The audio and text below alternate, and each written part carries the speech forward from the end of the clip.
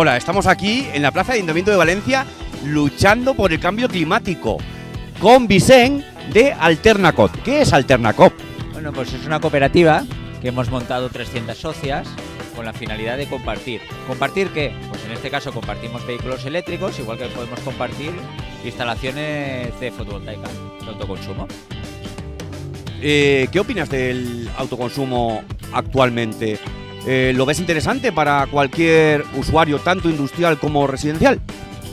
Sí, súper interesante, vamos. Yo no concibo una vivienda o una empresa, una industria, alguien que tenga un techo, que le dé el sol, no lo concibo que no tenga placas fotovoltaicas, a día de hoy, con el precio que tienen las fotovoltaicas.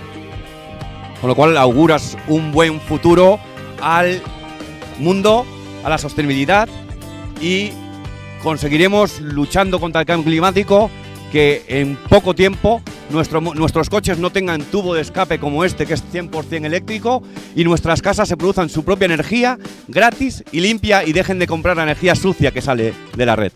Sí, la verdad es que sí. Hay que hacer un poco de cambio también. Yo soy partidario también de bajar el consumo. Se puede bajar el consumo viviendo exactamente igual, pero aparte de bajar el consumo, lo que consumimos tiene que ser 100% renovable, sí o sí, y no tenemos otra opción. Correcto, lo primero es optimizar tu recibo eléctrico, es decir, que no te estén cobrando más de lo que necesitas, es decir, sobre todo por el término de potencia por contratada.